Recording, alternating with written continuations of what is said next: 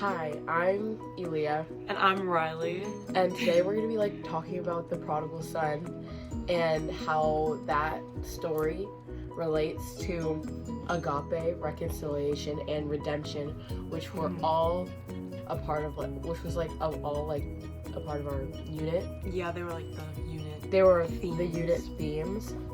So for background, we're gonna talk about So the first one of our themes was agape, and agape love is the highest form of love and charity, and it shows God's love for man and the love of that man has for God, and basically so an example of that would be trying to give back to your community and doing something that doesn't benefit you back, you do something and you're not expecting anything back, and that's what agape love is, in my eyes.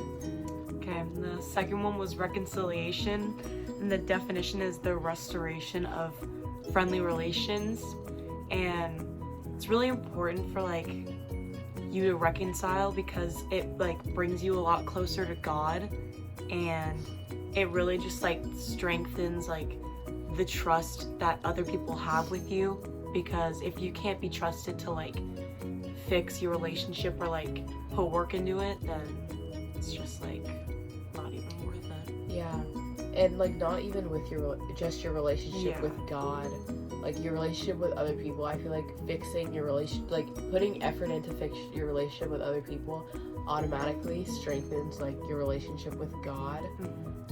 So that just makes you you just be a better person at the end of it. And sometimes you can't reconcile, and that's okay too, but as long as you forgive, God's gonna be happy with you. Yeah. And the last one, the definition for redemption, is the action of saving or being saved from sin, error, or evil. And what I think this means is just when God specifically forgives you, and you can redeem yourself from within, when you do something to make up for what you've done, and when God forgives you or other people forgive you, you're being redeemed. Yeah. And that's also very important. It's different than reconciliation, because you can be redeemed without reconciling your relationships with other people, not with God, of course, because God will always be willing to make his relationship with you stronger, but with other people you can definitely redeem yourself. Yeah, because sometimes people won't be willing to reconcile and try to fully resolve a conflict, so it's just the most you can do. Yeah. That. Yeah. And so how all of this ties into the specific gospel story that we're going to be talking about today is so the prodigal son is a very well-known gospel story. I think I've known about it since I was a little kid, and I've learned about it, but I feel this year learning all of these different themes and what these words mean, you can really you really see them a lot in this story. Yeah. So basically, the prodigal son. Do you want to? Okay, so it's basically wait, I don't know. Okay, so the prodigal son is it's a story about this very pretty rich family. The father is very rich, and he has two sons, and the youngest son once he gets a little older, instead of staying with his father the older son did, he decides to ask for his inheritance, and he goes with all of this money, and he kind of turns away from God in a way. He goes into the city, he's partying, he's giving away money, he's buying a bunch of stuff, he's drinking, he's definitely turning, he definitely not only kind of weakened his relationship with God, but he also weakened it with his family, his brother and his father. So then when he ran out of money, he was he didn't know what to do. He was very scared to go back to his dad, and he actually went back to his dad asking to be a servant for his dad, but his dad welcomed him with like very like loving and forgiving arms, and like he was just happy that he was back. But the older brother was very like spiteful, because the younger brother that like defied his father like completely was like being celebrated. And like what his dad told the older brother, because the older brother wasn't going to participate in any of the celebrations of him coming home, and he was like, he basically said to like his older son, like, you've always been with me and like I love you for that, but like your brother was lost and now he's found, and that should be like something we celebrate. Like we should just be happy that he's here.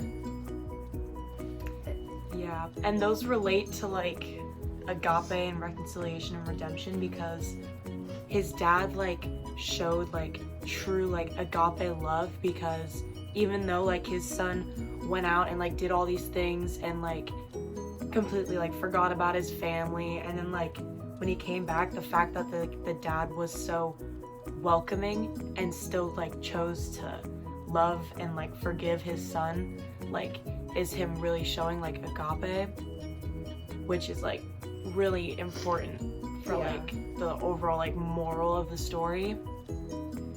And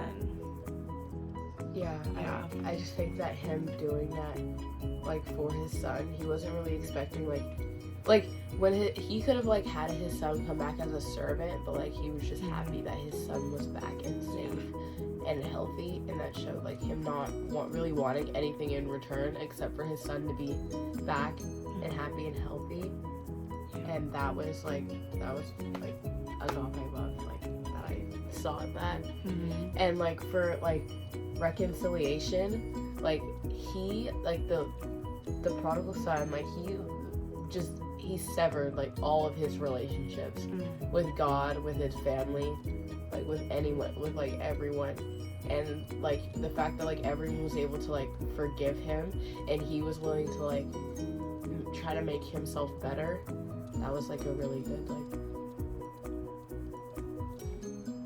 like moral. Like that was really like a good example of reconciliation, like I think.